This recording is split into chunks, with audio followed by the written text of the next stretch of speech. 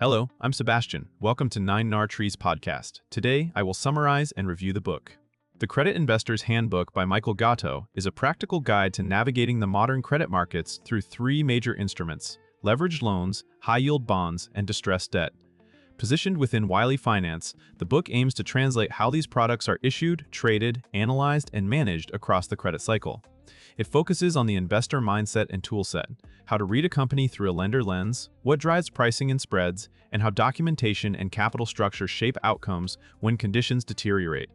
Rather than treating credit as a simplified yield pickup, it frames credit investing as disciplined risk selection with asymmetric payoff awareness. Readers are introduced to the market ecosystem, including issuers, arrangers, buy-side managers, and restructuring specialists, and how incentives can change in risk-on and risk-off periods. The result is a handbook-style overview that helps investors connect fundamentals, technicals, and legal realities into a coherent approach for evaluating opportunity and downside protection. I will give you key takeaways from this book. Firstly, understanding the credit markets and their cycles. A core theme is learning how credit markets behave across expansions, slowdowns, and stress, and why leveraged loans, high yield, and distressed debt can react differently to the same macro shock. The handbook emphasizes that credit is not only about interest rates, but also about growth expectations, default probabilities, liquidity, and risk appetite. In benign periods, spreads can compress and deal terms can loosen, leading to weaker creditor protections and higher leverage. In risk-off environments, liquidity becomes decisive. Bid-ask spreads widen, new issuance can shut down, and refinancing risk turns into a primary driver of price declines. The book's framework encourages readers to track both fundamentals and technicals, such as maturity walls, issuance trends, flows, and covenant quality, because these forces often dominate short-term pricing. It also highlights how different investor bases influence volatility. For example, the floating rate nature of loans and the role of collateralized loan obligations versus the typically longer duration profile of many high-yield bonds. By connecting product structure to market behavior, the reader gains a clearer playbook for positioning, sizing risk, and avoiding cycle-driven mistakes. Secondly, capital structure thinking and downside-first analysis. The handbook promotes a lender-style approach that starts with downside protection and recovery potential, then evaluates upside through carry and spread tightening. Central to this is capital structure analysis, understanding where an instrument sits relative to other claims, what assets or cash flows support it, and how intercreditor arrangements can change outcomes. Readers are guided to think in terms of enterprise value, debt cushions, and the conditions under which a company can refinance or delever.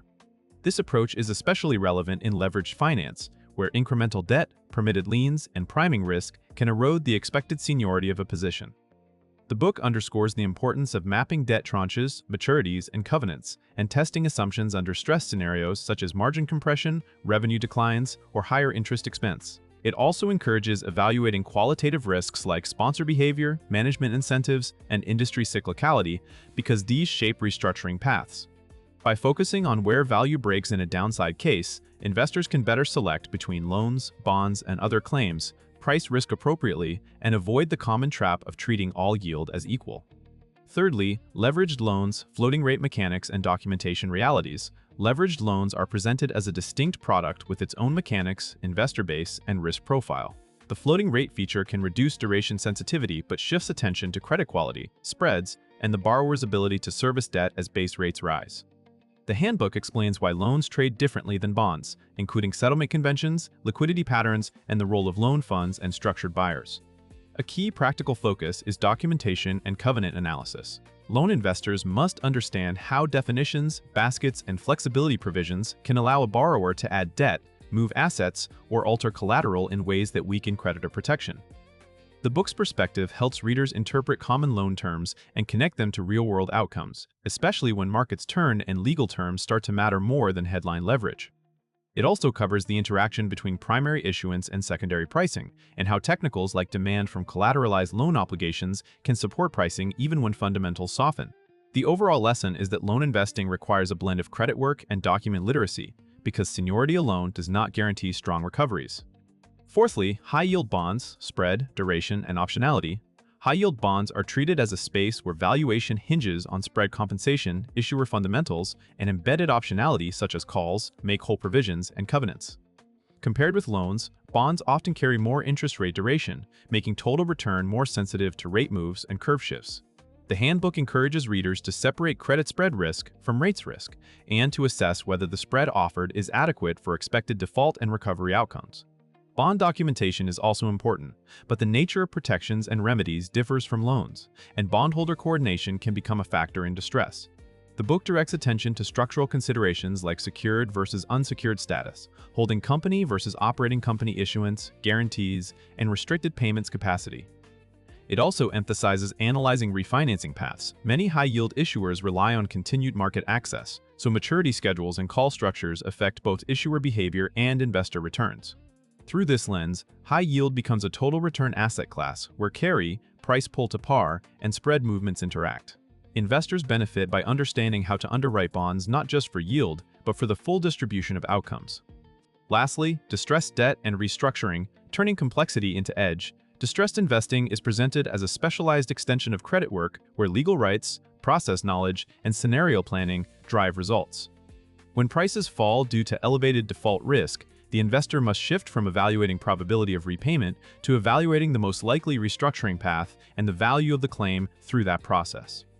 The handbook highlights the need to understand creditor hierarchies, liens, collateral coverage, and intercreditor agreements because these define negotiation leverage and recovery potential. It also points to the practical realities of workouts. Timelines can be long, information can be imperfect, and outcomes depend on both economics and stakeholder incentives.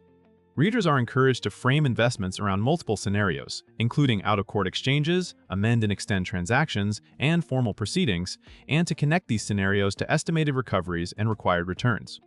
Distressed debt can offer compelling opportunities, but it demands discipline around position sizing, liquidity planning, and research depth.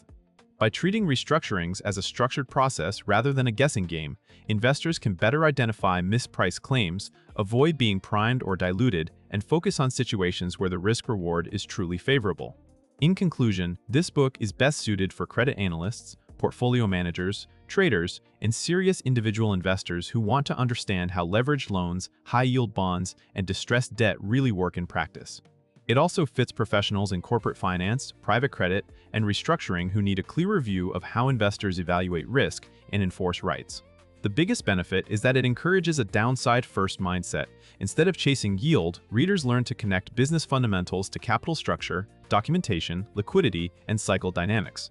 That combination can improve security selection, help avoid hidden risks like weak covenants or refinancing cliffs, and support better sizing and timing decisions across changing market regimes. Compared with many credit books that focus narrowly on theory, this handbook-style approach is valuable because it integrates instruments and ties them to the real market ecosystem, where incentives, technicals, and legal details matter.